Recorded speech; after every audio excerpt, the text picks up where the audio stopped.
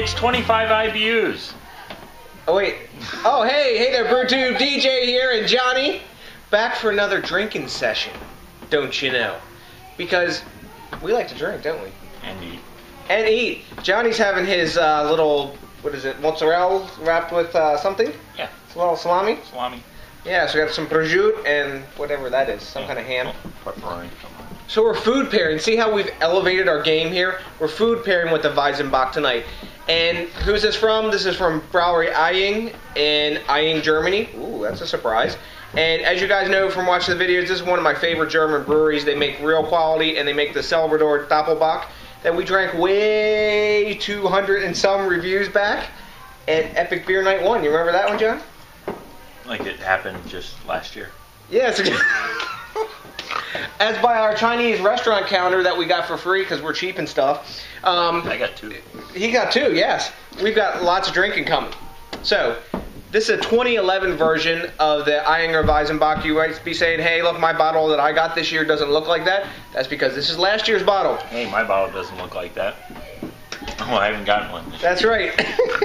So, this is a 7.1% alcohol by volume Weizen-Bock, and usually there'd still be head sitting on the top of this, but after a year the carbonation dies down because that yeast does its work, and when you pour it, you get a decent head in the glass. You'll see that in the photos in the video here, but the smells that came off of this were sort of like your typical Hefeweizen smells, but just amplified like Weizen-Bock is. Like, you know, your banana and clove and spiciness from the yeast, but also it's sort of, because of the age, it has this apple characteristic, and I got a lot of that in the taste. How about you? Yeah, you know, we should have had this in the morning. We should have done this in the morning. This would be a good morning beer. It's like a banana bread, apple bread, something like that, apple cider bread. Maybe like banana bread that they threw some apples in or something? Yeah, very, very bready. You know, that yeast has had that year to work and do its wonders. Nice aroma to it. Taste-wise, like I said, it's just like eating some bread here, and apple, banana, nice spices to it. Not overwhelming. You know, 25 IBUs, as we said, 7.1% ABV. It's a nice beer. You can pound this. It doesn't taste like a 7.1. Not at all. Which does this? That's a session beer for us. Anyways, I think 10 is a session beer for us now. So, but no, truly a fantastic smooth beer. Yeah, who knows what I don't remember last year. You know, that first one might have been a lot different, but this one is very good. It's not a lot different. It's more crisp, and it's not as sweet. As the time sits with it, but the cloviness of it dies a little bit, not much. And I think I really like it like this. It's real drinkable. I mean, in its original version, it's real drinkable too, but it's kind of burnt machine because of all the carbonation like Hefeweizens are. But let's see, what do the other guys give this winter seasonal? Rate Beer's giving it a 98, surprise, because they give everything freaking 98 and 99, because any bozo in town could go in there and put their little blurb bull crap and on whatever. But Beer Advocate is giving it a 93, who I trust a little bit more, and I'm going to give this an A too. Yeah, I'm going more the A-. You know, I like it. It's just, I don't know. Other A beers, I think I've given A's to. I just don't. I'm giving it an A for the style. Okay. As Hefeweizens go. To me, for this, I guess it's just a little bit thin right now. And I'm tasting a little bit of thinness on the mouth. It's Hefeweizen, they're always thin. I know, but it's more watery thin. It's not. Yeah, because it doesn't have that carbonation. Yeah. So, you know, a year ago I might have given it like a freaking A+ or whatever. But you know, right now I would buy it. I definitely would buy it. And, you know, even if my bottle looks different, I'm gonna buy this again because I do enjoy it. But on a hot day, man, this would be the bomb. Yeah. You know what? These kind of beers too, these thinner beers, Hefeweizens and lagers and all those. So this is an ale, but these are they're real situational, man. Hot weather, these are the king. I mean, that drink right there, that was like biting into an apple, Granny Smith apple, right there. I mean, it was just like thin, but wow, I mean, just punched of apple flavor. You know, right? You know, A- is not a bad grade. No. What the fuck? So I'm giving it the A because I'm having Weizen biased, as you guys already know, and he's giving it the A-. So I think we got some more beer to drink, dude. I think there's some other stuff that we need to skip over and get to the good stuff. Yes, we'll be back exiled to the basement very soon. See you in a bit.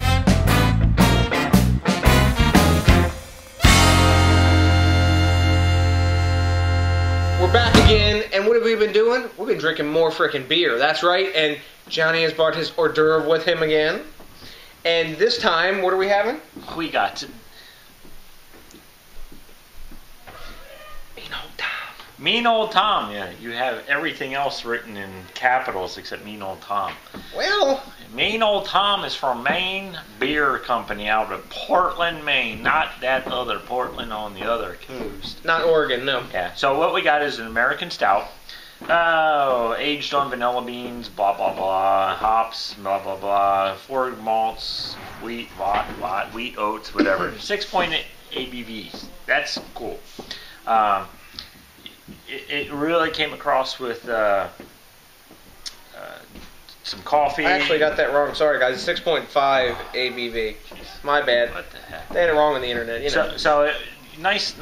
I had a little different smell than Dane did. I don't know if the first beer wrecked me or not, but I had more of a coffee smell. Of course, we did pound that. Yes, a little bit of vanilla, but overall, the smell was. For a stout, I'm trying to separate myself from all the bourbon stouts we've been drinking. That's really hard for me to do. They really do skew your your brain. I mean, everything's so much thicker and all this, and when I'm like this, I'm like, oh, this is disappointing. This is like thin. It's not. You just have to separate yourself out. It's probably the same thing with the last beer we reviewed. You know, it's one of those. I've had enough stouts over the years. This is what I usually drink, this type of stout. Mm-hmm. But I do like it. The flavor was good. Coffee, vanilla. I hit some chocolate notes in there. The vanilla wasn't strong, but you did have it in there. So it must be a hard flavor to put in there, vanilla, I guess, because we've had a bunch of beers that advertise themselves as vanilla beers, and the flavors there, it's just not super strong. I guess that dark malt and everything is just so big.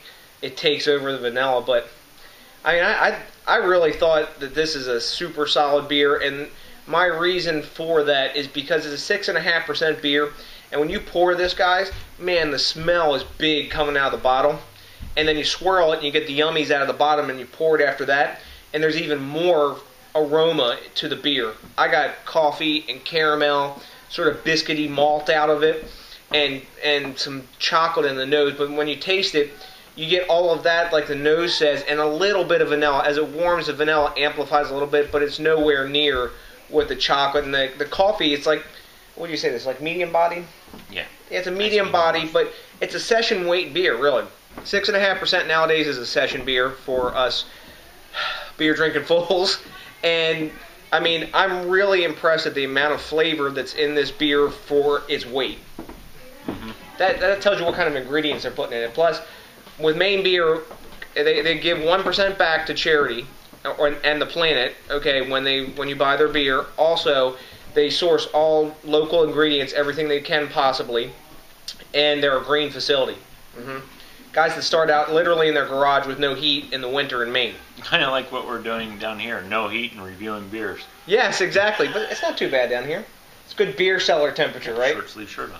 Exactly. So, well, the Rate Beer gave it 98. What a surprise! Beer Advocate. They give everything fucking A+. Yeah. Beer Advocate 86. Myself, I like it. I would get it again. Again, I'm stuck in bourbon barrel aged world. I'm gonna give it a really high B+. As if we were to go to that number rating system, 89. So, you know, it's sitting there close to an A, but I to me, even though it's a stout, I should separate it out. It's a stout beer. Bourbon barrel's a stout beer. You know, I've had a lot stronger, thicker. I'm more loving those. I do love this. I would get it again. No bad things for Maine Beer Company. Keep producing this. It's good. So I'm going to go with the A-, and there's a reason I'm going to go with it, because it's got the date on the bottle. As you guys know, I'm a stickler for the date on the bottle.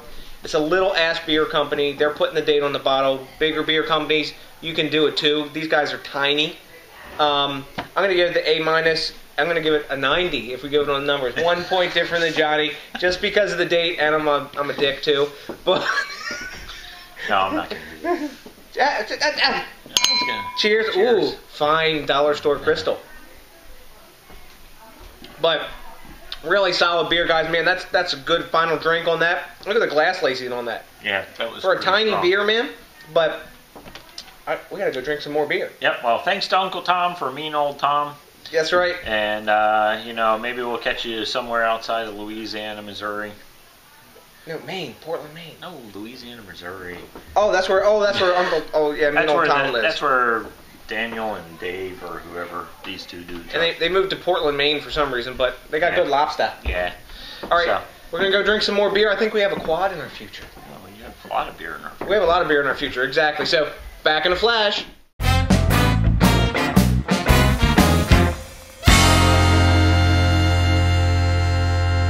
We are back. We've been drinking more beer, because that's what you want us to do, isn't it? You want to see us get all crunked, but we got a big alcohol tower, so your ass is going to have to wait a while for that, right? There you go. Since, like, he doesn't have our cheat sheet, he looked it all up, so it's all in his brain. So I'm going to eat some meatballs and bacon and tomato sauce and onion. While he does that, I may have a drink or two. Okay, we got Port Brewing out of San Marcos, California, which is in San Diego County, right? That's what the bottle says. Another hop monster. Exactly. This is a hop monster. This is their anniversary ale. I picked this up when I was on a trip up in Philly. They don't distribute this around here, but when I go traveling, you know I'm shopping for beer. Why else would I travel? Oh yeah, work. That's right. This is a 10% bills to pay the beer. Yeah, exactly. Gotta keep my beer budget going. This is a monster of a Imperial IPA, double IPA, whatever the hell you want to call it. And on their website, they have a cool video about it. And they talk about, you know, how it's supposed to be in your face. This is bigger than their Mongo IPA and their Shark Attack and all that. I've had Mongo at a tasting up at the Wegmans in, I think it's Prince William or something, Pennsylvania, where I got this. And that was good, but this is a better beer. This reminds me, and John as well, of a lot of the Green Flash Imperial IPA. Which I had last night. Which he had last night. Yeah, I mean... Solo. It probably sat there... Freaking ganked my beer. I was going to have some of that with you.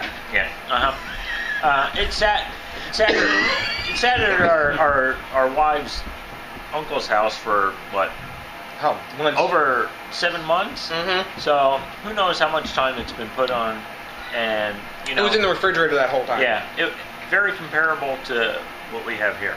This one's fresh, okay? We know that because the date's right on the front of the bottle. On the neck, at the time of filming, this is a fresh beer. Filming or filling? Well, it's filling my belly, and we're filming the beer, right? And the meatballs are filling your belly, too. But this is a 10%, 91 IBU beer. Don't taste a bit of the alcohol. The alcohol is really well hidden. They're saying that the alcohol is supposed to be like up in your face, but I didn't think it was that bad. Maybe my tolerance is to that point now, I guess. But it's a session beer for us. Yeah, exactly. 10%, of course. But it's quite hoppy, and it paired really well with the meatballs John's housing over here. Well, like last night, I had the Imperial's IPA solo, so it was bitter all the way through. I tell you, since we're doing food pairings, I guess this time with the hams and cheese, this sauce, ragu sauce, bacon and onions. Homemade, by the way. Yeah, about the only thing he does. No, exactly. But very good. Cuts that astringent taste afterwards. I guess it's that full 100% fat in the meatballs. Yeah, that's not light. And bacon. Can't go wrong with bacon. But really, you know, the smell on this for me, tropical flavors, grapefruit, very strong upfront hops. Same thing. Super cloudy beer too. Has chunks in it and everything. You know, I like the one last night.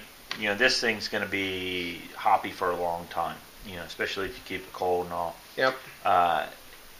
It really goes well with food. I mean, I like hoppy beers. I'm more of a hophead. I like Stone. I like Green Flash. I like, all those. If I had this by itself, I think I'd struggle towards the end. But eating it with food, definitely great pairing with any meat products, pizza, anything like that. I had some Mexican with this as well tonight. I've been filling my fat face. But I tell you, I do have to give this probably, again, I'm going to give it a B+, like that 89, on the level there. I really like it. I would get it again. Definitely have to look up with it, though. Well, Johnny's scoring right about where Beer Advocate has it. I think he gives the meatballs an A, by the way. Yeah, okay, I do that. Yes, but he's giving it 89. Beer Advocate gives it 88. And Johnny, what do you think? Rate Beer gives it 100. 98. Yeah, 98. Do they have any fucking score besides 98? Come on, guys, get your metrics right on the math. Like I said, yeah, I'm no math genius, but I know that there's something wrong in your calculations there. But it's got the date on the bottom, so I'm going to go. It's a bacon taste. Exactly. I'm going to go A-. I'm going to go 90. Just because I'm DJ, and if you guys can get this, I would drink this again. I mean, the glass lacing is epic on this beer. Johnny licked his glass lacing off, but I'm going to do the final chug on this, and we got more beer to drink. Another IPA from San Diego County, can't go wrong. Keep doing it out there. We love it. Keep, make us East Coast people look silly. Damn, it's just got that bitter aftertaste, man. Yeah. It's like I just ate a freaking whole grapefruit, which I'm not allowed to. This isn't balanced, guys. This ain't balanced. This is up in your face. I'm going to beat the crap out of your palate with hops, but just for you guys, we're going to go drink more beer. So we'll be back in a flash with something else. Back in a minute.